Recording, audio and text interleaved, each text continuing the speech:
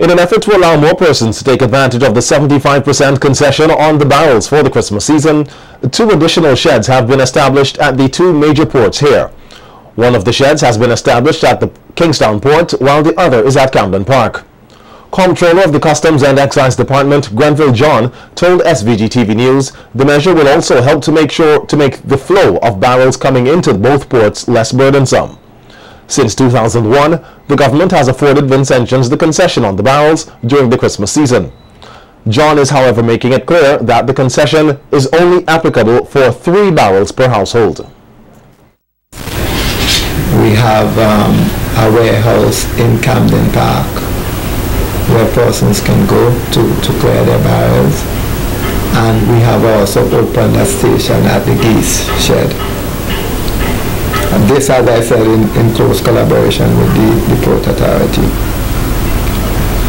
And there is a system in place where the containers, because most of the barrels will come in containers, and so the Port Authority will unstuff the containers.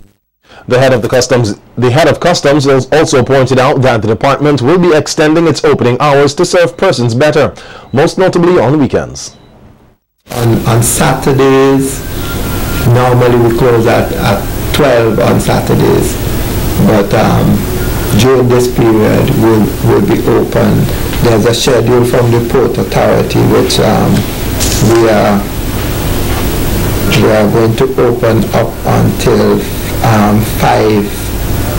4 p.m. on Saturdays, and on Sunday the 21st, for example, will be open to the public from 1 to 5 p.m. so the public can come and clear their barrels on those days. And then that week of Christmas will be more or less going until 6 p.m. open to the public. Farmers are again being called on to ensure the sustainability and survival of the Farmer Support Company.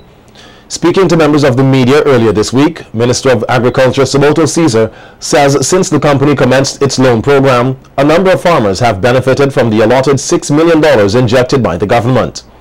He says this has resulted in a significant increase in the number of acreages that are now under production across the country with a number of crops. Whether it be in root crops, in bananas, persons have invested also in livestock. And I really want to ask of the farmers of St. Vincent and the Grenadines to do the noble thing, to ensure that the Farmer Support Company is sustained, and this revolving fund that provided the credit to you can only be sustained if you honor the repayment obligations. I have heard in the trenches where some persons up to political mischief are noting that persons who borrow the loans should not repay the loans. Well, that is the height of myopia, and it is only someone who is short-sighted would make such a statement. Principal organizer of the Farmers Cooperative Group, Cecil Jackson, believes that there are tremendous benefits when farmers work together. At yesterday's launch of the Farmers Market located at the St. Vincent Cooperative Bank car park at Heritage Square, Jackson says agriculture is more than just about planting crops. He pointed out that different areas needed expertise if crops were to be ready not only for the local market but also for regional and international markets. Hence, it's important that farmers work together. I will therefore take this opportunity to encourage the agricultural cooperatives throughout St. Vincent and the Grenadines to continue to work together to address a number of issues. 1. Sustainable agricultural production against the backdrop of climate change, pests and disease. The issue of food security, nutrition and good health. And thirdly, import substitution given our nation's annual import bill. The way forward. Going forward means that our farmers and cooperative groups will be required to build climate change resilience through training, technological transfer and use, and ongoing technical support and guidance from the Ministry of Agriculture. Jackson is also encouraging local farmers to work at improving their pricing and the presentation of the foods they produce.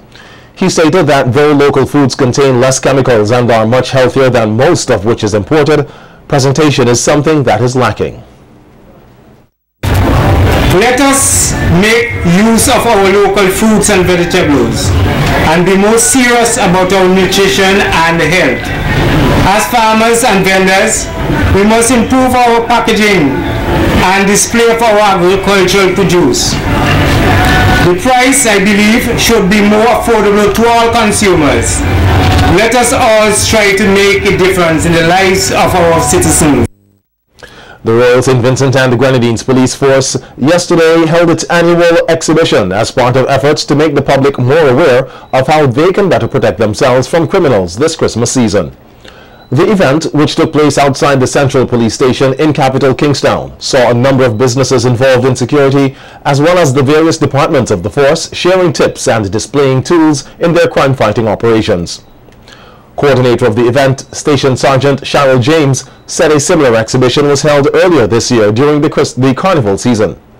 She pointed out that it is not just important for the police to help persons after a crime has been committed, but also to share with them preventative tools so that they will not become victims. We have brochures, we have bookmarks, we have persons who are placed at these stalls to tell the public about what we have and how they can secure themselves and their property. We have business houses taking part. I should have said we have the fire department because usually around this time persons get a little loose and sometimes they fall asleep leaving their ham on the fire. So we see it fit to get the fire department to give some safety tips, and the idea we have well-trained persons delivering the information down there. We have persons from the anti-trafficking and human department also giving information. We have persons from the narcotics. Station Sergeant James says that around the festive season, people tend to let their guard down, and criminals on the prowl find this to be an opportune time to take advantage of unsuspecting Christmas celebrants. Slogan for this showcase and staying crime-free and supreme for Christmas 2014. I think it speaks for itself. As much as you can, I want to encourage persons who are from criminal minds to remember that persons have their rights and you would not like anybody to go and encroach on your rights, so you ought to let people live their lives the way they see fit. Avoid pulling off people's necklaces, their chains, and breaking into their houses and so on. And I want to also ask persons, encourage them, that is, to admonish them to be careful, be conscious of your surroundings, secure your buildings, secure your houses. Don't walk about carelessly in the street and on your cell phones and not being aware of your surroundings. A 25-year-old resident of Petit Bodel, Stuart DeGras, has been arrested and charged for the offense of wounding with intent on December 10th. DeGras is accused of inflicting a single gunshot wound to the body of his uncle, 49-year-old Samuel DeGras, at Richmond during a fracas that resulted in the victim's hospitalization. The accused was escorted to the serious offences court yesterday and was not allowed to plead to the indictable charge. Court prosecutor Adolphus Delplesh did not object to his bail, although the victim is still hospitalized. Delplesh told the court that the wound is not life-threatening. Bail was allowed in the sum of $6,000 with one surety. DeGras was also ordered to report to the Chateaubriand police station every Friday between 6 a.m. and 6 p.m. and was also ordered to surrender all travel documents to the court. The preliminary inquiry is slated to commence on February 14, 2015. Lawyer Jamal Thomas is representing the accused in the matter.